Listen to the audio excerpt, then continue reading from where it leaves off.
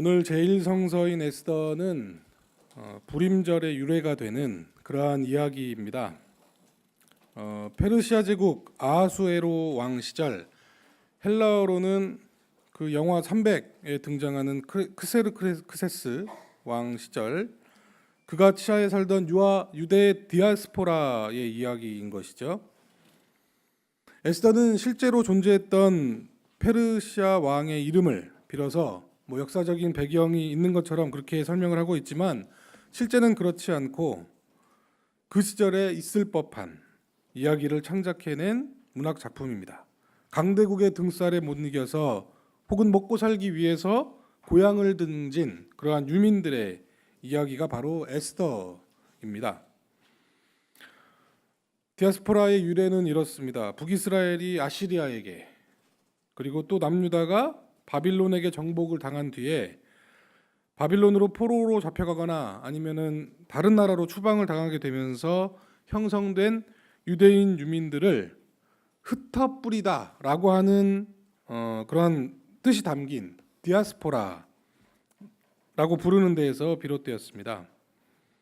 그 이후에도 강대국들의 정책이나 전쟁 이런 것들로 인해서 많은 사람들이 생존을 위해서 고향을 등진 디아스포라 유대인들이 많이 생겼습니다.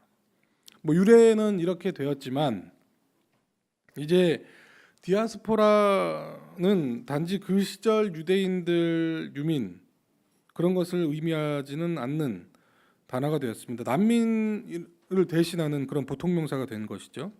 디아스포라 신학, 디아스포라 선교, 최근에는 디아스포라 영화제 이런 것도 만들어졌습니다만 그만큼 많은 관심이 모이는 그런 주제가 된 것입니다. 지금 제주에 있는 예멘 난민들을 비롯해서 전 세계로 흩어져 있는 시리아 난민, 그리고 보다 나은 삶을 찾아서 낯선 이국 땅에서 차별의 고통을 감내하고 있는 이주 노동자들, 이런 이 땅에는 수천만의 이러한 디아스포라들이 존재하고 있습니다. 우리나라도 이러한 역사를 가지고 있죠. 일제 강점기 시절에 이남은 일본으로 또 이북은 중국으로 떠난 그런 수백만의 난민들이 존재했었습니다.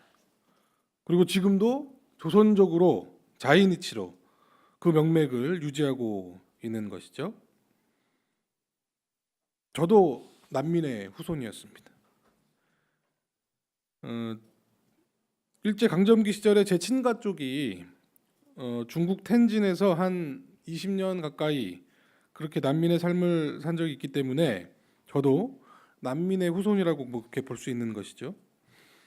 만약에 해방 직후에 그 식구들이 조선으로 넘어오지 않았으면 저는 아마 조선족으로 살았을지도 모를 일인 것입니다.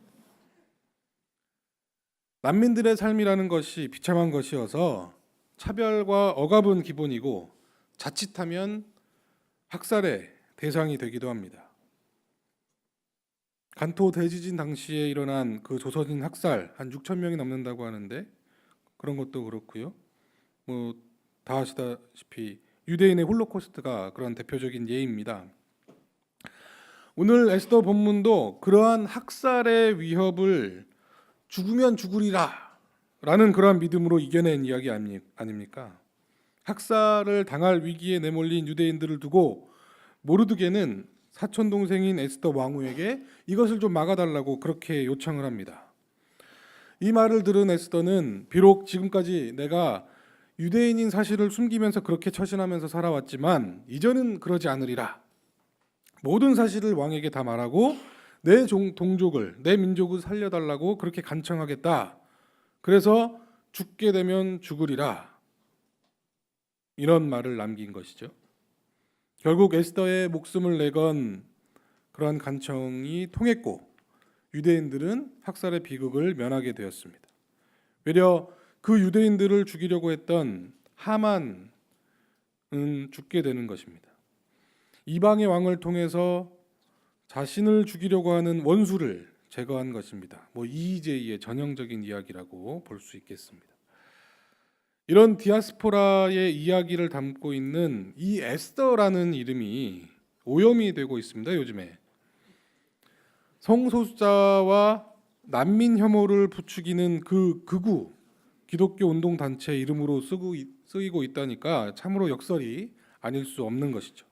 온갖 혐오로 가득 찬 가짜 뉴스를 생산해내고 그것을 인터넷을 통해서 퍼뜨리는 집단의 이름이 에스더 기도운동본부라는 것 아닙니까? 에스더에 녹아 있는 그런 떠돌이의 한, 디아스포라의 한, 또 민중들의 외침, 뭐 이런 것들을 외면하고 죽으면 죽으리라 그 매우 공격적인 그런 기도 자세에만 매몰된 게 문제라는 겁니다. 뭐 안 되면 되게 하라 뭐 이런 맥락 아닙니까?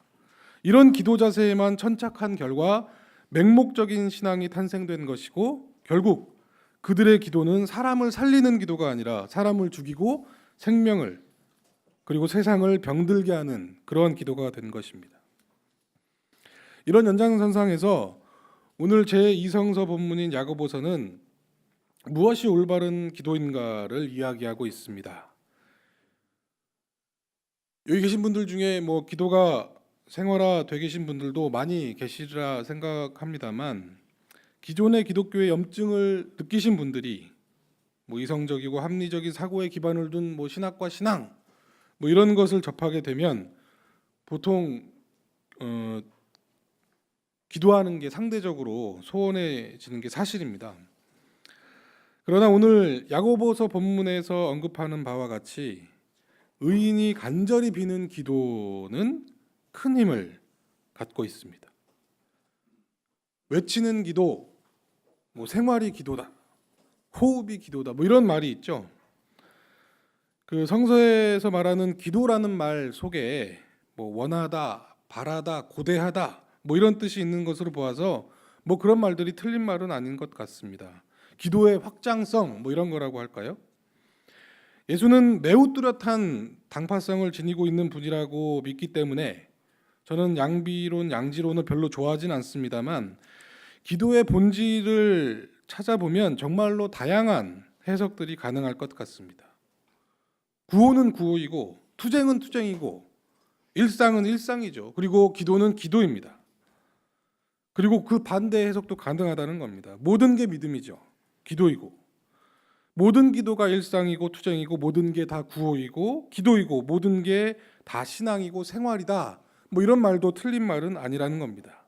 그럼에도 불구하고 기도의 본질은 있다고 생각합니다. 그것은 무엇을 구하고 기도하는가가 아니라 기도하는 그 사람이 누구인가 이게 중요하다고 생각합니다. 기도하는 이가 어떤 사람인가에 그 기도의 효력이 달라진다는 말씀입니다.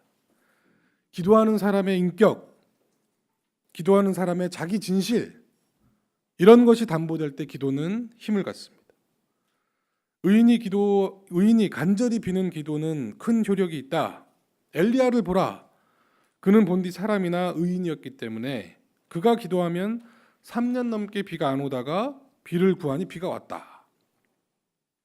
이 구절을 잘 살펴보면 야고보서가 전하고자 하는 말은 기도를 해라 라고 하는 것이라기보다는 의인이 되는 게 먼저라는 그런 이야기가 아닐까 생각을 해봅니다. 방금 말씀드린 그 에스더 기도운동본부와 같이 거짓과 혐오를 일삼는 그런 기도하는 이들을 보면 기도보다는 사람이 먼저 되는 것이 중요하다라는 말에 더욱 무게가 실리게 되는 것이죠. 알다시피 야고보서는 믿음보다는 행함에 방점을 찍은 서신입니다. 믿음이 있다고 말하면서도 행함이 없으면 무슨 소용입니까? 그런 믿음이 그를 구원할 수 있습니까? 야고보서는 이렇게 행함을 강조합니다. 이러한 행함과 의는 매우 밀접한 그런 관계를 갖고 있습니다. 의를 행하는 사람의 기도, 의인의 기도만이 어려움에 처한 형제 자매들을 도울 수 있고 죄에 빠진 이들을 그 죄에서 돌이켜서 구원에 이르게 할 수 있는 그러한 힘을 갖게 되는 것이죠. 그런데 그러한 행함으로 의를 세우는 그러한 과정에서 철저하게 배제가 된 자들이 있습니다. 오늘 복음서에서 예수가 말하고 있는 죄짓게 만드는 자들입니다. 예수는 매우 과격하고 자극적인 표현으로 그들을 구원의 영역 밖으로 내치고 있습니다. 그들은 차라리 목에 맷돌을 달고 바다에 빠지는 편이 낫다. 내 손이 너를 죄짓게 하거든 그것을 찍어버려라. 내 눈이 너를 죄짓게 하거든 그것을 빼버려라. 정말 무시무시하죠. 예수는 이 말씀을 전하기 전에 적과 동지를 식별하는 방법을 알려주셨습니다. 우리를 반대하지 않는 사람은 우리를 지지하는 사람이다. 이렇게 말씀하십니다. 예수 당시에 세례 요한과 같은 광야를 넘나들면서 기적을 베풀고 또 말씀을 전하는 그러한 소위 방랑하는 카리스마 이런 사람들이 대략 3,000명 정도였다고 합니다. 예수도 그 중에 하나였습니다. 예수 운동의 처음은 유대교 소종파 운동으로 시작을 한 것이죠. 예수 운동이 본격화되면서 비로소 예수의 구원과 해방의 메시지가 유대 울타리를 뛰어넘게 된 것이고 십자가 사건을 계기로 예수의 복음은 전 세계로 퍼지게 된 것 아니겠습니까? 그런데 예수 운동 초창기에 그렇게 크고 작은 무리들을 이끌고 다니는 사람들이 3,000명에 이르렀다라는 말은 그 숫자만큼의 각자 자기의 색깔과 노선이 뚜렷한 사람들이 그만큼 많았다 이렇게 추정할 수 있는 것입니다. 수제자였던 요한은 예수의 이름을 팔며 돌아다니는 사람들을 배격했던 것으로 보입니다. 이유는 예수님의 이름을 팔면서 귀신을 내쫓았지만 그는 우리 사람이 아니었기 때문입니다. 우리를 따라다니는 사람이 아니었기 때문입니다. 그래서 그런 일을 하지 못하게 막았다는 것이죠. 그러나 예수는 그러한 요한을 막았습니다. 내 이름으로 기적을 행하는 사람이 나를 욕하겠느냐? 이런 말씀이죠. 학창 시절에 이런 경험을 해보신 분들이 계시리라 생각합니다. 같은 캠퍼스에서 활동하던 그러나 소위 노선이라는 것이 다른 이들과의 관계 이런 것들이 어땠습니까? 지금이라도 길거리에서 우연찮게 만나게 되면 반갑기는커녕 서먹할 것 같고 오히려 과거에 남았던 그런 앙금들이 막 스멀스멀 살아나는 그야말로 남들보다도 못한 관계 그런 것들이죠. 지난 20년 가까운 세월 동안 우리나라 진보정당의 이합집산의 역사를 살펴보면 이러한 정서가 그 이면에 자리 잡고 있다고 생각합니다. 과연 우리의 동지는 누구이며 적은 누구입니까? 차라리 이웃으로 여기면서 지내는 것이 100번 낫지 않은가? 이런 생각까지 이르게 됩니다. 이웃은 성서에 나오는 엄연한 우리가 사랑해야 될 대상, 우리가 사랑해야 될 존재들이기 때문이죠. 그런데 동지라는 말은 다릅니다. 한때는 뜨겁게 사랑하다가도 어느새 원수가 되기도 하는 그런 참 알다가로 모를 그러한 존재들, 그러한 관계라는 것이죠. 이런 물음에 예수님의 가르침은 단순하고 명료합니다. 우리를 반대하지 않는 사람은 우리를 지지하는 사람이다. 요한은 그들과 우리의 수많은 다른 점을 봤지만 예수는 그들과 우리의 단 하나의 공통점을 본 것입니다. 하나님 나라를 향한 같은 노종에 있는 사람들끼리 다른 점 많을 수 있습니다. 어쩌면 그게 당연한 것입니다. 그러나 하나님 나라라고 하는 그 단 하나의 공통점만으로도 우리는 충분히 동지가 될 수도 있다는 이야기입니다. 그러나 예수는 그 다음으로 또한 역설적인 이야기를 이어갑니다. 단 하나의 오점으로 인해서 그들은 결코 하나님 나라에 들어갈 수가 없다고 이렇게 이야기합니다. 그 오점이 무엇입니까? 죄짓게 만드는 죄. 죄짓게 만드는 자는 절대로 하늘나라에 들어갈 수가 없다고 예수는 확언하고 있습니다. 여기에서 중요한 단어는 죄짓게 만드는 자라고 하는 단어입니다. 실족해 하다, 걸려서 넘어지게 하다, 괴롭히다, 함정에 빠뜨리다 뭐 등으로 해석되는 이 단어의 어원은 이렇습니다. 덫, 함정, 죄의 원인, 범죄라는 뜻이 있는 스칸달론이라는 명사입니다. 영어로 스캔들의 어원이 되기도 하는 이 사람을 죄짓게 만드는 죄, 예수는 이것을 도려내는, 찍어내는, 뽑아내는 그러한 고통이 뒤따르더라도 그것을 감수하고 가는 게 지옥에 가는 것보다 낫다, 이렇게 강조를 하고 있습니다. 예수가 왜 그렇게 죄짓게 하는 자를 적대시하는지 죄와 밀접한 고난을 통해서 한번 살펴보겠습니다. 고난 혹은 고통은 단순히 자기의 실수나 고의에 의한 것이 아닙니다. 모든 고통에는 원인이 존재합니다. 그리고 그 원인은 사회적 구조적인 모순 속에서 잉태됩니다. 여러분, 고난 가운데 하나님의 신비한 목적이 숨겨져 있을 거라고 믿습니까? 아니면 우주가 만들어지고 난 이후부터 작은 세포 하나가 지금 우리 같은 사람이 되기까지 작동했던 우연, 그 우연이기 때문에 고난과 고통은 도덕적으로 무의미한 것이라 이렇게 믿고 있습니까? 둘 다 틀렸습니다. 고통과 고난은 언제나 그리고 엄연한 원인이 존재합니다. 구조학 또는 모순이라고 하는 그런 것입니다. 원인이 명확한 이상 그저 이 또한 지나가리 하면서 망연자실 주저앉을 수만은 없는 것입니다. 원인을 찾아서 없애야 합니다. 대부분 고통의 근원을 쫓다 보면 나오는 것이 무엇입니까? 100이면 100, 사람의 욕망에 맞닿아 있습니다. 죄도 마찬가지입니다. 그 죄의 근본을 찾다 보면 죄짓게 하는 자가 나타납니다. 그것은 때로는 사람일 수 있지만 대부분 자본이나 권력으로 대표되는 구조학과 모순으로 발현됩니다. 예수는 바로 이러한 죄의 근원과는 함께 할 수 없다고, 고통이 따르더라도 제거하고 가야 한다고 그렇게 말씀하고 계십니다. 너와 내가 같으냐 다르냐, 무엇이 다르고 무엇이 틀리냐, 동지인가 이웃인가 적인가를 따지기 이전에 단 하나의 동질성을 붙들고 함께 가기 위해 노력하는 것이 예수가 우리에게 가르쳐준 동지 식별법입니다.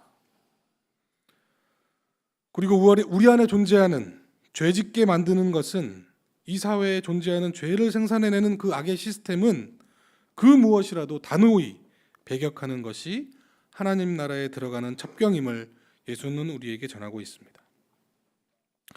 서로의 수많은 다른 점보다 단 하나의 갇힌 점을 찾아서 해방을 향한 우리의 행진의 대오를 넓히는 것이 예수운동의 핵심입니다.